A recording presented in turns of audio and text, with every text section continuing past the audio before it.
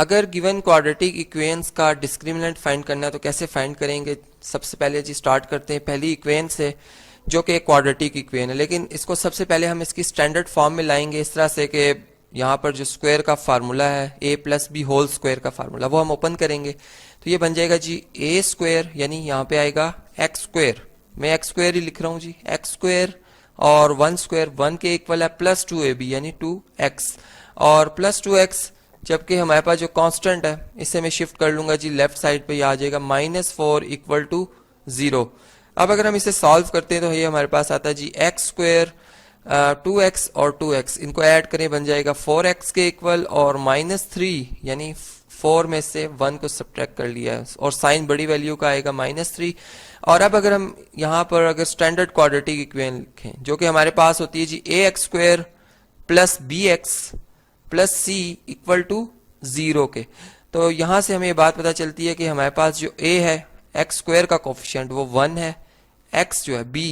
x का coefficient जो b है वो 4 है और जो कांस्टेंट है हमारे पास वो है -3। तो यहाँ पर हमारे पास जो डिस्क्रिमिनेंट होगा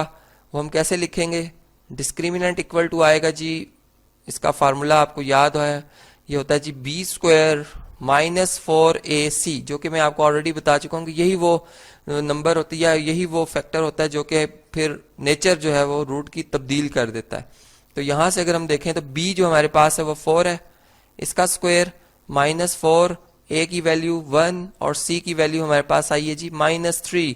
और ये बन जाएगा 16, जबकि ये माइनस इंटू माइनस ये क्या बनेगा 12 प्लस 12 4 3 12, तो इस तरह से हमारे पास बन गया जी 28। अब हमने यहाँ पर थोड़ा बहुत जो देखना है वो ये देखना है कि हमारा जो आंसर आया डिस्क्रिमिनेंट का क्या वो 0 से बड़ा आया यानी पॉजिटिव नंबर आया, फिर क्या वो एक परफेक्ट स्क्वायर है या नहीं, यानी किसी नंबर का स्क्वायर लिया जाए क्या वो नंबर आता है, जैसे 28 है, किसी भी नंबर का स्क्वायर जो है 28 नहीं होगा, तो या फिर अगर होगा भी तो वो फिर पॉइंट्स में होगा, किसी इंटेग्रल नंबर का नहीं होगा, जैसे किसी इंटीजर का स्क्वायर नहीं होगा। अब हम सेकंड जो हमारे पास इक्वेशन अगर हम इसको भी सॉल्व करें, यहां से भी हम समझ सकते हैं काफी कि हमारे पास अगर आप देखें तो जो इक्वेशन है क्या अपनी स्टैंडर्ड फॉर्म में है या नहीं, सबसे पहले हमने ये फाइंड करना है। जैसे हम अगर क्वाड्रेटिक फार्मूला भी अप्लाई करने से पहले यही बात देखते हैं। अब अगर हम जो क्वाड्रेटिक इक्वेशन की स्टैंडर्ड फॉर्म है जो कि सेकंड डिग्री पोलिनोमियल इक्वेशन, अगर मैं इसको लिखूं और यहाँ से एक्स स्क्वायर का कोफिशिएंट को यानी कंपेयर करें तो हमारे पास जो है a वो आ रहा है 3k प्लस 2 के इक्वल, जबकि हमारे पास जो b है अगर हम इसे देखें तो ये -5 इंटू k प्लस 1 है और हमारे पास जो c है यानी जो कांस्टेंट है वो हमारे पास आ रहा है जी 2k प्लस 3। अब हम डिस्क्रिमिनेंट फाइंड करते हैं कि डिस्क्रिमिनेंट अगेन वही फार्मूला जो कि मैं आपको ऑलरेडी बता चुका हूं, इसका फार्मूला हम लिखेंगे बी स्क्वायर -4ac और अब इनकी वैल्यू इसमें जी हम दर्ज करते हैं। जैसे हमारे पास b जो है b क्या है जी -5 इंटू के प्लस 1, इसका आ जाएगा होल स्क्वायर, यहाँ पे बल्कि एक और ब्रैकेट लगाएंगे जी इस तरह से होल स्क्वायर और -4। अब हम देखते हैं कि हमारे पास जो a है a क्या है जी, a की वैल्यू हमारे पास आ रही है 3k प्लस 2, 3k प्लस 2 आ रही है, बल्कि स्ट्रिंग को थोड़ा सा आगे करते हैं जी, और हमारे पास जो c की वैल्यू आ रही है अगर आप वो भी देखें तो ये है 2k प्लस 3। अब इन्हें हम मल्टीप्लाई करेंगे और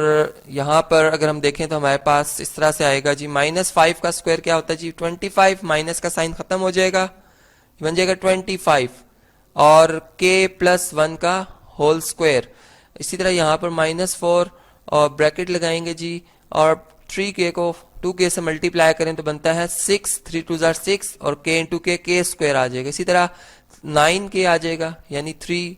2 से मल्टीप्लाई हुआ 3 3 से मल्टीप्लाई हुआ। इसी तरह फिर हम अब 2 को भी मल्टीप्लाई करेंगे, 2 पहले 2k से मल्टीप्लाई होगा ये बन जाएगा 4k और फिर इसी तरह से 2 जो है वो मल्टीप्लाई होगा 3 से और साइन भी प्लस का आएगा 6। अब अगर हम देखें तो ये हमारे पास बनता है जी 25 और k प्लस 1, बल्कि यहाँ पर हम इस तरह से लिखते हैं इसे, हमारे पास जी k प्लस 1 जो है इसका आप फार्मूला ओपन होगा जी के स्क्वायर आएगा प्लस 1 का स्क्वायर 1 और प्लस 2ab यानी 2 इंटू 1 इंटू के, तो 2k आ जाएगा -4 यहाँ पर 6k स्क्वायर 9 और 4 कितने हो गए जी, 13 हो गए हैं, 13 के और प्लस 6। अब हम जो हमारे पास डिस्ट्रीब्यूटिव प्रॉपर्टी वो हम अप्लाई करेंगे यहाँ पर, और इसे सिंप्लीफाई करते हैं जी, कि देखते हैं क्या जवाब आता है। तो इस तरह से बनेगा 25k², 25, फिर आएगा जी 50, यानी 25 जो है तमाम टर्म्स से मल्टीप्लाई हुआ है 1 बाय 1, 25k से मल्टीप्लाई हुआ है, 25 1 से, 25 2k से, इस तरह से माइनस। अब 4 6 कितना आ जाएगा 24k²। इसी तरह 4 मल्टीप्लाई होगा 13 से और माइनस इंटू प्लस, माइनस का साइन आएगा 52k। और इस तरह ये 4 जो है मल्टीप्लाई होगा माइनस का 4 प्लस के 6 से, तो माइनस यहाँ पे आएगा जी -24। अब आप देखें जो लाइक टर्म्स है जैसे 25k² और 24k², अगर इनको सब्ट्रैक्ट करें तो k² आ जाता है। फिर इसी तरह अगर 50k और 52k, तो -52k में से जब 15 करेंगे तो -2k आएगा। और 25 और 25 में से 24 सब्ट्रैक्ट कर लें जी, हमारे पास क्या जवाब आएगा +1। तो ये इस तरह से हमारे पास जवाब है। अब हम इसमें एक और मजीद काम ये कर सकते हैं कि हम ये देख रहे हैं कि ये एक परफेक्ट स्क्वायर बन सकता है। कैसे बन सकता है, मैं इस तरह से लिख सकता हूं कि ये मेरे पास k² लिखा हुआ है, ये 2ab, या ba हम यूं कर लें, यानी b हमारे पास जो चूंकि 1 है, 1 का स्क्वायर, और इस तरह से। अब आप देखें इनमें कोई फर्क नहीं है, तो इस तरह से डिस्क्रिमिनेंट जो है वो k-1 होल स्क्वायर के इक्वल है, यानी एक परफेक्ट स्क्वायर है। और परफेक्ट स्क्वायर कोई भी नंबर होता है वो 0 से क्या होता है जी, हमेशा ग्रेटर होता है। चूंकि जब भी हम किसी भी नेगेटिव नंबर का स्क्वायर लें तब भी पॉजिटिव जवाब आता है, और पॉजिटिव का स्क्वायर तो ऑलरेडी पॉजिटिव ही होता है। तो इस तरह से आपने देखा कि हमने डिस्क्रिमिनेंट भी फाइंड किया, इक्वेशन को सॉल्व भी किया, और फिर उस डिस्क्रिमिनेंट की थोड़ी बहुत प्रॉपर्टी भी देखी कि किस तरह उसको एक परफेक्ट स्क्वायर की शक्ल में लिखा जा सकता है या वो नहीं है परफेक्ट स्क्वायर में।